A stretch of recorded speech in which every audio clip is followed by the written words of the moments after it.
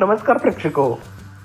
तू रे माझा मितवा मालिकेच्या आजच्या भागात ईश्वरीने प्रेमाची कबुली दिल्यानंतर अर्णव कानातले हेडफोन काढतो आणि ईश्वरीला जबरदस्त शॉक बसतो.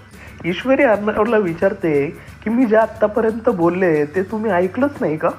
यावर अर्णव म्हणतो, तुला म्हटलं ना मिस इंदोर, माझा कॉन्फरन्स कॉल चालू होता, मग कसं ऐकू येईल मला? आणि तुझे काय नेहमीचीच बडबड असणार आहे.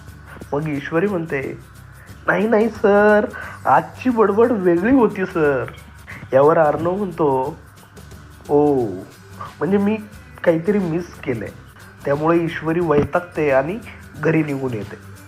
घरी येऊन ईश्वरी अर्णव सोबतच्या गोड आठवणी आठवते. मग ती पुन्हा एकदा स्वतःशी अर्णववर असलेल्या प्रेमाची कबूल करते. घरी मॅरेज अॅनिव्हर्सरीची तयारी झाल्यानंतर ईश्वरीचे आई वडील केक कटिंग करतात. या कार्यक्रमासाठी मामा आणि आकाश आलेले आहेत, पण वल्लरी नाहीच आली. केक कापल्यानंतर ईश्वरी आणि अर्णव वडिलांच्या पाया पडतात. त्या दोघांना आशीर्वाद देण्यासाठी ईश्वरीचे बाबा स्वतःहून हातांची हालचाल करायचा प्रयत्न करतात. मग शेवटी त्यांच्या प्रयत्नांना यश येतं आणि दोघांच्या डोक्यावर हात ठेवतात. हे पाहून तिथल्या प्रत्येकाला खूप आनंद होतो आणि सगळे इमोशनल होतात, स्पेशली ईश्वरीच्या आईला. मग अर्णव लगेच डॉक्टरांना फोन करून सगळे अपडेट देतो. अर्णव सगळ्यांना आनंदाची बातमी देतो की डॉक्टरांनी सांगितले बाबा लवकर ठीक होणार आहे. आता बाबा लवकरच आपल्याशी बोलू पण शकणार आहे. हे ऐकून ईश्वरीची आई अर्णवचे आभार मानते. पण अर्णव त्यांना विचारतो की तुम्ही मला परका समजताय का? मी तर तुम्हाला माझ्या आईच मानतो. तुम्ही सगळे माझी फॅमिली आहात.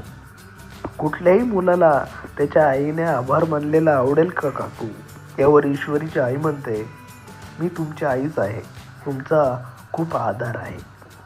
इकडे वल्लरी घरी राहून काय करणार तर उचापत्या, म्हणून तिने छोटीशी संदूक काढलेली आहे. त्याच्या ते आता गडे मुर्दे खोदणार आहे आणि घरी आग लावणार असं दिसतंय. ईश्वरीच्या घरच्यांचं काहीतरी गुपित वल्लरीच्या हाताशी लागलंय आणि ती आता सगळ्यांसमोर आणि अर्णव समोर आणणार आहे. उद्याच्या भागात आपण पाहणार आहोत की 2 दिवसांनी ईश्वरीचा वाढदिवस आहे.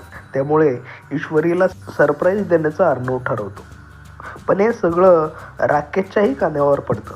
आता राकेश अर्णवचं हे सरप्राईज यशस्वी होऊ देईल का? वल्लरीच्या हाताला ईश्वरीच्या घरच्यांचं नेमकं काय गुपित लागलं असेल? तुम्हाला काय वाटतं ते कमेंट करून नक्की सांगा. त्याचबरोबर व्हिडिओ आवडला असेल तर व्हिडिओला लाईक, सबस्क्राईब नक्की करा. धन्यवाद.